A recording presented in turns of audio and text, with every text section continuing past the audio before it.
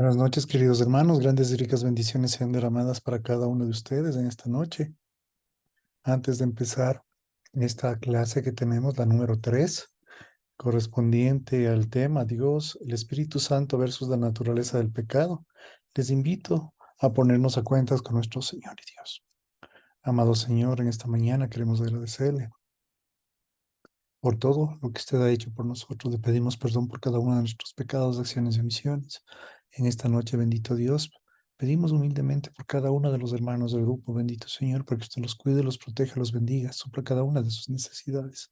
También pedimos, bendito Señor, que cada uno de los hermanos que va a escuchar este audio, que va a mirar también este video, Señor, sea de bendición en sus vidas. No sabemos lo que están pasando, pero sí sabemos, bendito Señor, que solo usted tiene la solución para cada uno de sus problemas. Y desde este momento, amado Dios, clamamos, pedimos por ellos y pedimos perdón también por ellos, para que usted tenga compasión, misericordia y envíe sus grandes y ricas bendiciones. Gracias le damos, amado Padre, en el nombre poderoso de su Hijo, Señor Jesús. Amén. Buenas noches, queridos hermanos. Como hemos estado viendo hoy, continuamos con el tema que nos compete en esta clase. El tema que vamos a empezar el estudio es Entendiendo a Yahvé. La Nueva Biblia de las Américas escribe la palabra Señor con mayúsculas pequeñas en Primera de Reyes 19:10. Este es el método del traductor para presentar la palabra hebrea sagrada HWYHY de Jehová o Yahvé. Yahvé deriva del verbo Yahá, que quiere decir ser, denota la existencia absoluta. Este concepto se toma en Éxodo 3:14, donde la traducción yo soy el que soy, el nombre del Dios revelado a Moisés, es una duplicación del verbo Hayaka. Cuando el Antiguo Testamento se refiere colectivamente a los tres miembros de la Trinidad, se usa la palabra hebrea Elohim, que quiere decir Dios. El in en Elohim es un sufijo plural, indicando que la idéntica esencia divina pertenece a todos los tres miembros de la Trinidad. Pero cuando el Antiguo Testamento se refiere a una sola persona de la divinidad, las palabras usadas son Yahvé o Elohim. El Señor pasaba, Primera de Reyes 19, versículos 11 y 12. Elías se paró en la entrada de la cueva y vio este tremendo viento destrozar los montes y quebrar las peñas en pedazos. El viento en el terremoto, ambos magníficas manifestaciones de la naturaleza, representaban el poder de la habilidad humana en el fenómeno naturista. Pero fíjate, por favor, el Señor no estaba en el viento, el Señor no está en el terremoto. Dios no opera a través de las energías de la carne o el poder humano. Dios opera a través de su propio poder ilimitado. El fuego era también una representación aterradora del poder humano. Sin embargo, el Señor no estaba en el fuego. La frase en español, el susurro de una brisa apacible, es una traducción pobre. En hebreo proclama el sonido del silencio. Esta era una voz sin sonido, sin embargo era el poder más poderoso en el universo. Aquí está el título de Dios del Espíritu Santo, Zacarías 4, versículo 6. Resume, no por el poder ni por la fuerza, sino por mi espíritu, dice el Señor de los ejércitos. El creyente inutilizable. Elías no aprendió su lección y como consecuencia él tuvo que ser apartado por varios años hasta poder que despertó a la importancia del Espíritu Santo en el sonido del silencio. Cuando el Espíritu Santo controla el alma, él puede ser cualquier palo inutilizable o roto, pero cuando él no lo hace, el mayor talento, habilidad, personalidad, elocuencia en el mundo son absolutamente sin valor. Para servir a Dios, el creyente tiene que estar en posición de utilizar el poder del Espíritu. Yo tengo una hermosa pluma fuente que aprecio, pero el pequeño artefacto que atrae la tinta está desgastado. Así que por esa simple razón nunca traigo la pluma conmigo porque no retiene la tinta. Aunque esta es una hermosa pluma por fuera, sin tinta es inutilizable, sin importar lo que tú seas en el exterior. Si Dios, el Espíritu Santo, no controla tu alma, tú eres tan inutilizable como mi pluma y tan inutilizable como fue Elías cuando se encerró en la cueva. El Señor pasaba, Primera de Reyes 19, 11, 12. Elías se paró en la entrada de la cueva, vio este tremendo viento destrozar montes y quebradas, las peñas y peñascos, el viento en el terremoto, ambos magníficas manifestaciones de la naturaleza representaban el poder de la habilidad humana en el fenómeno naturista. Pero fíjate, por favor, el Señor no estaba en el viento, el Señor no estaba en el terremoto. Dios no opera a través de la carne o el poder humano. Dios opera a través de su propio poder ilimitado. La espiritualidad y la ley mosaica.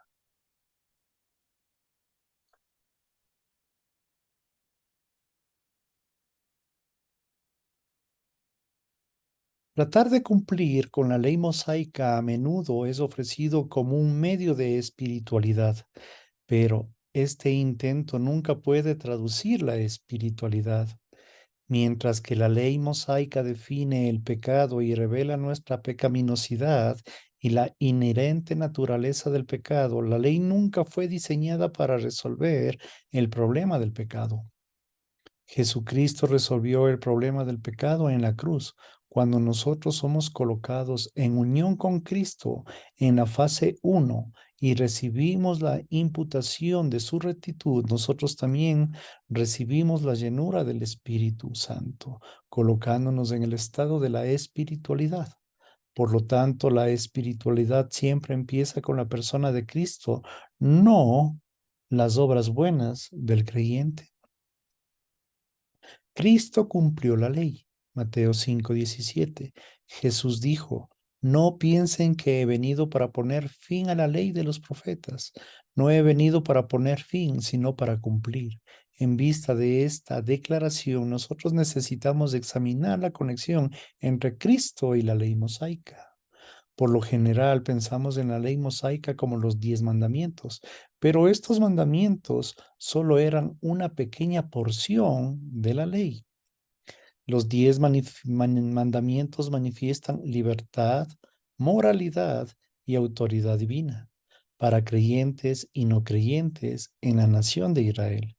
Ellos proveían el ambiente para una vida espiritual, pero no constituían la vida espiritual. Toda la ley se dividió en 3 partes o códices. Códice 1. Era la ley moral, la cual incluyó los 10 mandamientos, al igual que todos los otros mandamientos morales y éticos. El propósito del Códice 1 era para demostrar al hombre que él era un pecador y necesitábamos un Salvador. El códice número 2 era el código espiritual, una sombra completa de la cristología. Cristo fue revelado a través del símbolo y ritual, Hebreos 10:1. Por ejemplo, cada artículo de mobiliario en el tabernáculo, cada actividad dentro del tabernáculo, los materiales mismos, tela, metal, madera, de los cuales el tabernáculo fue construido, eran significativos. Cada artículo señala de manera específica alguna faceta de la persona y obra del Mesías venidero. Recuerda, no todas las personas podían leer, pero ellos podían aprender doctrina al ver los rituales llevados a cabo y entender el significado de varios artículos mobiliarios en el tabernáculo. Hebreos 9 del 1 al 28. Los judíos observaban el animal muerto en el altar de bronce y entendían que esto presagiaba al Mesías que moriría como un sustituto por sus pecados. Ellos vieron al sacerdote entrar al lugar santo para llevar a cabo los servicios rituales. Aunque la congregación no podía entrar, ellos sabían que dentro estaba la mesa del pan de la presencia que hablaba a Cristo como el pan de vida. Juan 6:35.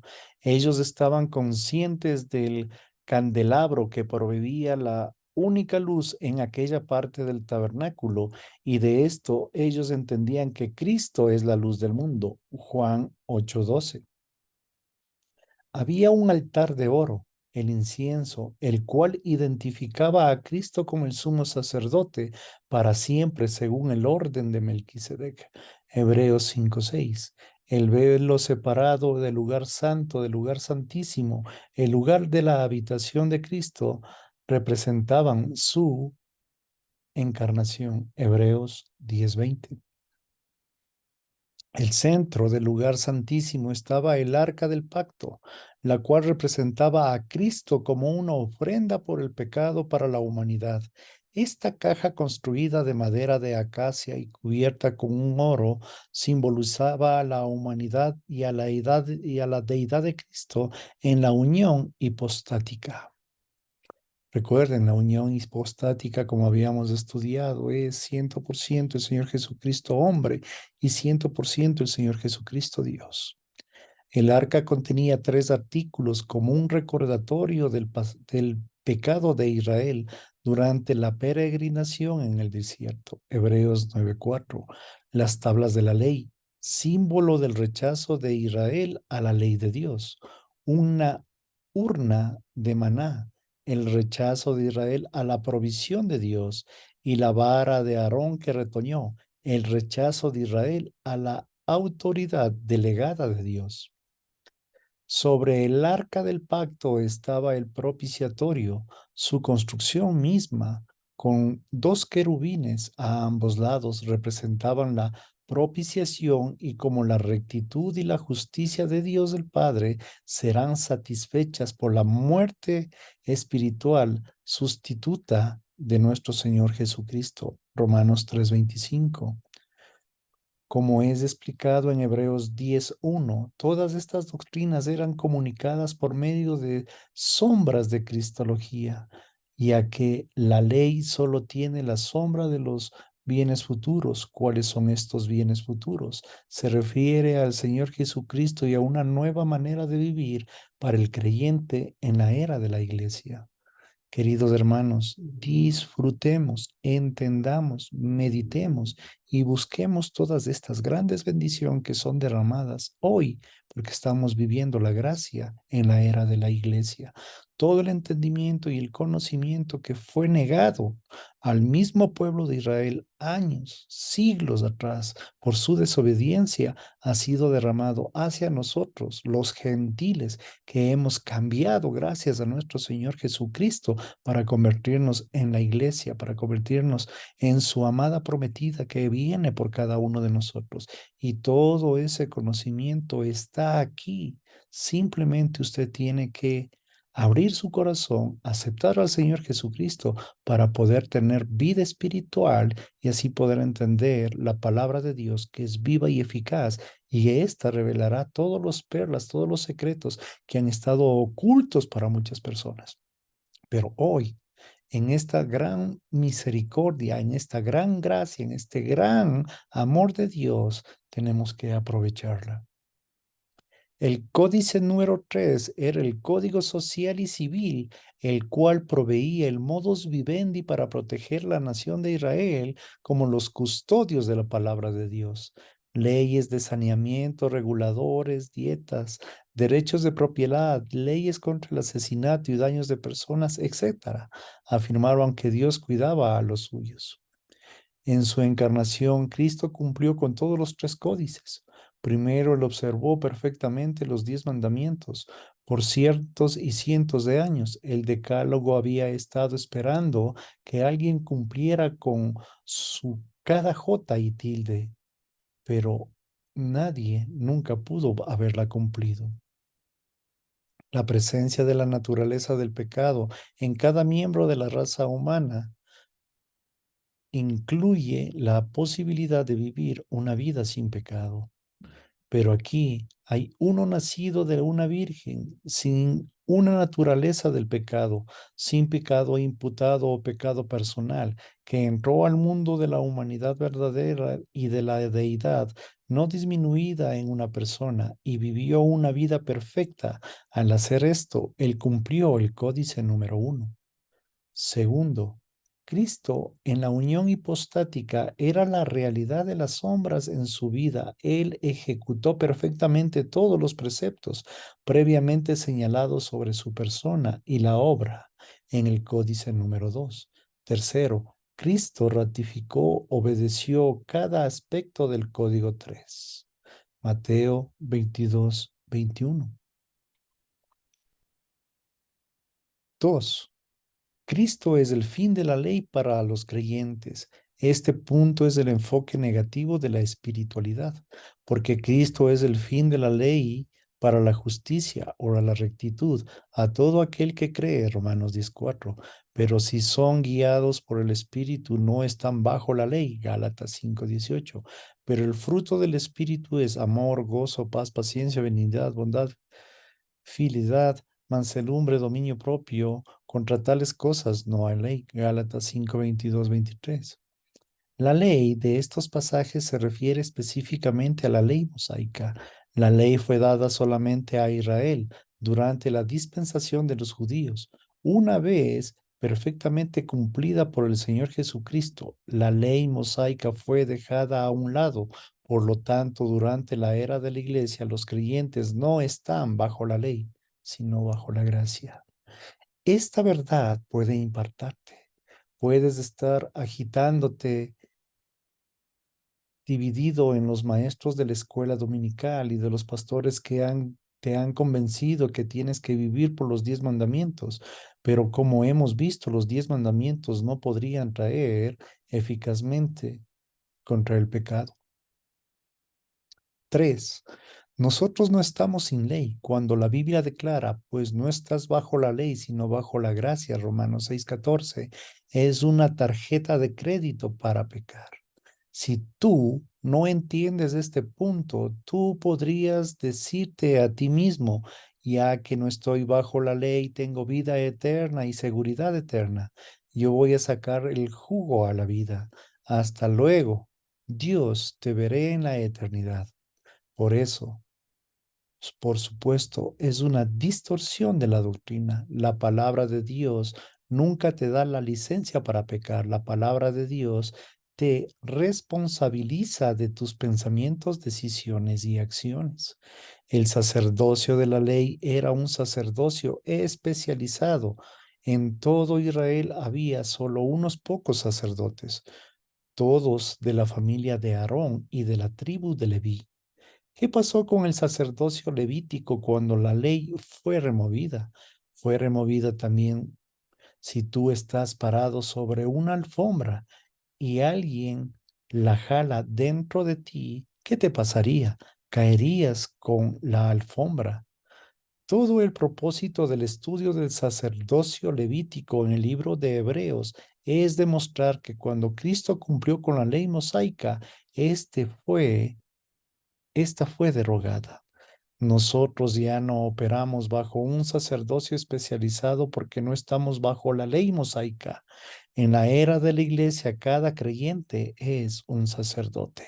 Primera de Pedro 2:5, 9, Apocalipsis 1:6, 5:10, 26. Cualquier organización religiosa que intente poner a los creyentes bajo la ley ha neutralizado a esos creyentes que están en la fase 2 de la palabra de Dios en sus vidas. Esto es deshonrar por completo el principio de la gracia. Dios el Padre, el autor, es el principio. A Dios el Hijo ejecutó el plan de la gracia en la cruz y al Dios Espíritu Santo se ejecuta el plan de la gracia para la vida del creyente. La nueva ley, Romanos 8:2. Para que el creyente en la era de la iglesia La nueva ley del espíritu de vida reemplaza a la ley mosaica. Esta nueva ley es el modus operandi para la vida cristiana. Del espíritu es un genitivo de fuente, la fuente de la nueva ley del espíritu. El Espíritu Santo es el nombre de la tercera persona de la Trinidad que acentúa su personalidad. El espíritu enfatiza su obra y se usa como un artículo para indicar varios aspectos en su ministerio. Él es designado en el Espíritu de verdad en Juan 16:3, porque Él revela la verdad y el llamado del Espíritu de vida, porque Él da la vida eterna. En la nueva ley es estrictamente para los creyentes, ya que solo los creyentes están en Cristo Jesús, eulotero, liberado. Este es el tiempo o aoristo donde la acción del verbo está dividida del tiempo y perpetuada para siempre. Una vez y para siempre el Espíritu Santo ha liberado la ley del pecado y de la muerte. La ley del pecado es una referencia a la ley mosaica porque revela la pecaminosidad del hombre de la ley, y la muerte también se refiere a la ley mosaica porque la ley no puede producir vida ni siquiera en una persona. Aquí está la diferencia en la ley mosaica, ya que era débil por causa de la carne. La carne es una referencia a la naturaleza del pecado residente en cada individuo. La ley no podía hacer nada por nosotros, pero Dios el Padre podría hacer algo. Él hizo. Dios envió a su propio Hijo al mundo como humanidad verdadera, como ofrenda por el pecado. El sacrificio de Jesucristo en la cruz nos liberó de la ley del pecado y de la muerte. En los versículos 2 y 3 declaran que los creyentes son libres de la ley del pecado y de la muerte. En el versículo 4 explica cómo se logra esta libertad, siendo que la naturaleza del pecado está presente en cada miembro del género humano, excepto uno, el imposible cumplir por la ley mosaica. Solamente Jesucristo, el miembro perfecto del género humano, cumplió con la ley. Sin embargo, aquí dice que la ley se cumpliera en nosotros. ¿Esta es una contradicción? Definitivamente no. Entonces, ¿cómo?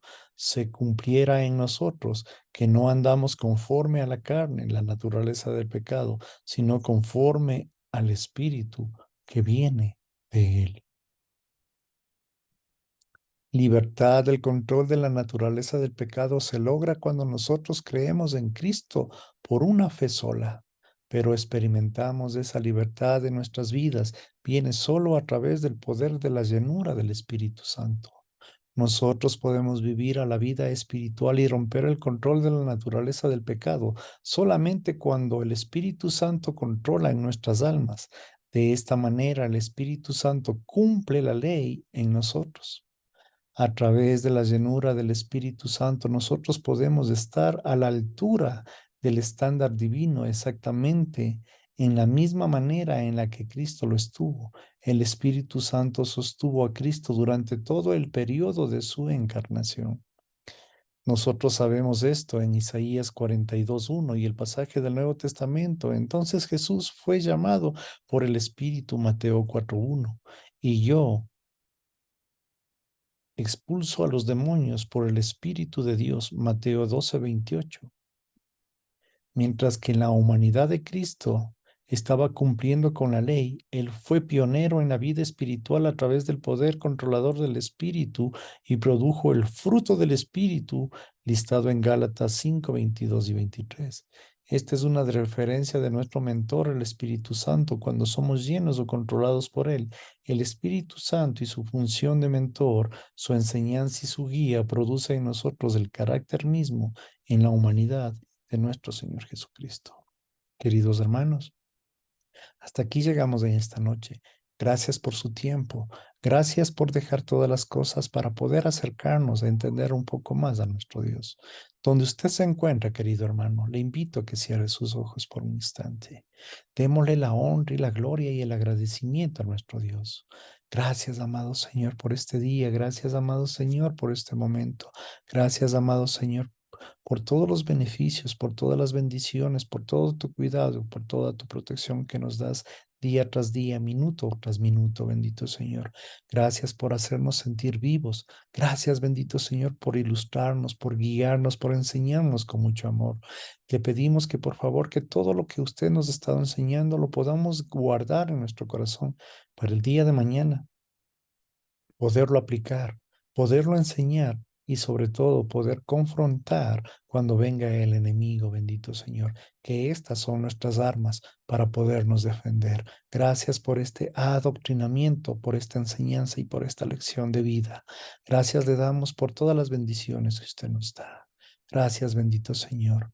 En esta noche, amado Padre, amado Señor Jesús, amado Dios Espíritu Santo, le entregamos a usted nuestra vida, le entregamos a usted, a nuestra familia, le entregamos a usted todas nuestras preocupaciones, todas nuestras enfermedades y le pedimos humildemente, bendito Señor, que tenga la amabilidad de a cada uno de nosotros derramar de su amor, de su bendición y sobre todo de salud y de trabajo, bendito Señor. Gracias le damos, amado Dios, en esta noche, en el nombre poderoso de su amado Hijo, el Señor Jesús. Amén. Gracias, queridos hermanos, por su tiempo. Estoy, más luego les subo ya el audio y el video para que ustedes lo puedan compartir. Cualquier sugerencia, cualquier pregunta que tengan, por favor, escriban al chat. Gracias. Gracias les doy nuevamente por este tiempo. Que el Señor los bendiga. Que tengan una noche bendecida. Hasta la próxima clase. Bendiciones.